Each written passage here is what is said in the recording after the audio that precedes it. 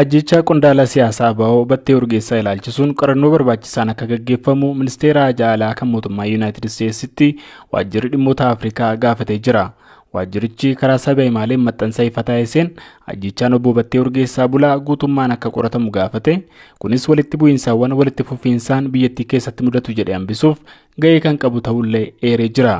Koreen dhimma alaa mootummaa Yuunaayitid Isteetsi illeen ajjechaa kana ilaalchisuun kaleessa ibsa baasee jira. Senaatar Ben Kaardiin dura ta'an koree Haajaalaa Yuunaayitid Isteetsi ajjechaa obbo Batteetti gadduu himanii ajjechaawwan wal fakkaataa jedhan Oromiyaa fi Itoophiyaa bakka garaagaraatti itti fufuusaaf mootummaan sochii paartilee mormitootaatii fi walabummaa saba himaalee danquusaa qeeqanii jiru. Haalli kun rakkoo nageenyaa Itoophiyaa fi jeequmsa biyyattii keessa jira jedhan itti fufsiisaa jira jechaan kan eeran Senaatar Kaardiin qaamoleen ajjechaawwan kana duuba jiran ifatti ba'anii itti gaafatamuu qabu jedhanii jiran.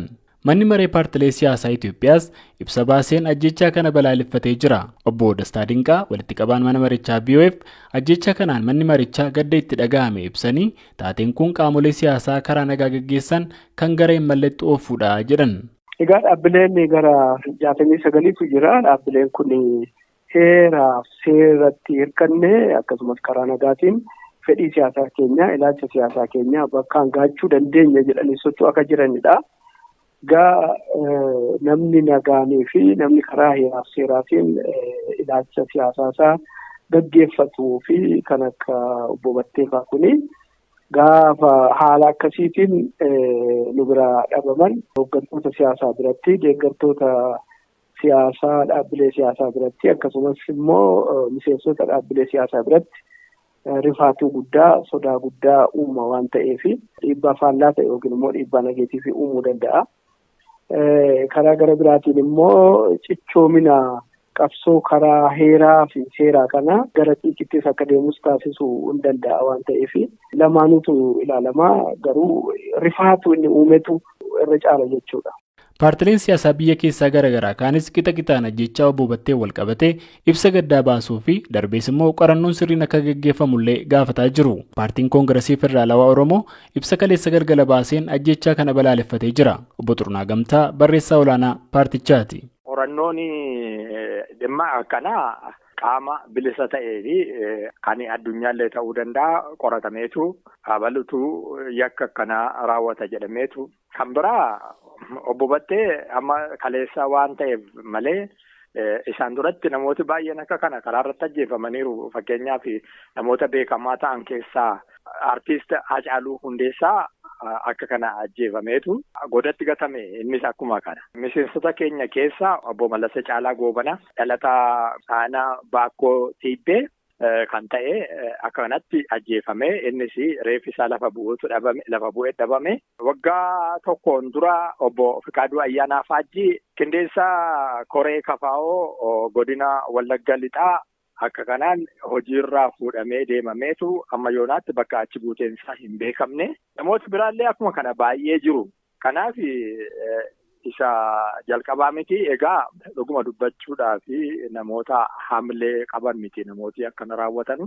Biyya kana keessatti maal fiduu danda'a isa jedhamu dhugama dubbachuudhaa fi caalmaatti yaada walitti kuufachuu haaloo walirratti qabachuu babal'isaa deema malee sodaa waan uumu miti biyya kana keessatti. Kanaaf gaarii miti jechuu barbaadeetan. Paartiin Izeemaalleen ibsa wal fakkaatu kaleessa baaseen ajjechaa qondaala siyaasaa Aba'oo Battee Urgeessaa balaaleffatee jira. Dr. Mulaalem Tanaanyawarq sabquunnamtiin uummata paartii Izeemaa VOF ajjechawwan akkanaa qabsoo karaa nagaa ni gufachiisuu jedhanii armaan dura miseensi fi buufata filannoo Bishooftuu Adaatti dura bu'aa keenya ture kan jedhan obbo Girmaa Moges namni jedhan balbala isaa duratti ajjeefamuu fi isaafis haqa gaafannee deebiin argatin hafnee jirra jedhanii jiru. ከእሳቸው ጋር ተያይዞ ለዘመድ ወዳጆቻቸው ለሁሉም መጽናናትን እንደ ፓርቲ እንደምንመኝ በመግለጫችንም ገልጸናል።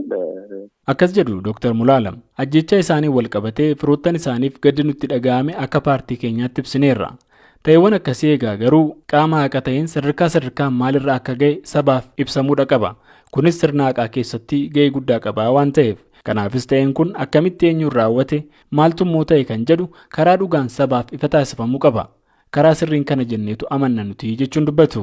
Gama biraan kaleessa magaalaa Maqii bakka mana ciisichaa turanii baafamanii ajjeefamaniiru kan jedhaman qondaala siyaasaa Aba'oo Battee Urgeessaa har'a magaaluma Maqiitti sirni awwaala isaanii gaggeeffamu obboleessi isaanii Miiloo Urgeessaa VOA'f himee jira. Guyyaa sa'aatii jahaatti iddoo awwaalchataa sochoonee sirni gaggeeffamee naannoo sa'a 7:00 awwaalame. Furannoon waanuma hin gadda siin jedhe sanidha. Waanumti haaraan jirummoo har'a hospitaala galchine justificationii barbaachisu gooneerra. Garuu raaf justificationidha kan har'a isaan nu kennanii.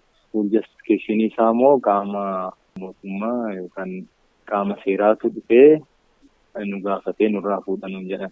Miiloon qaamoleen nageenyaa ammas haala ajjechaa obbo Battee Urgeessaa wanti isaan maatii fagayoo naa himan hin jirullee jedhee jira.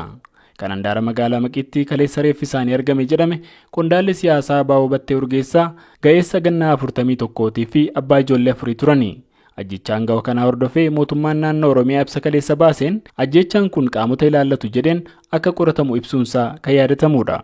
Gabaasa Sagalee Ameerikaaf Galmuu Daawit Adaamaarraa.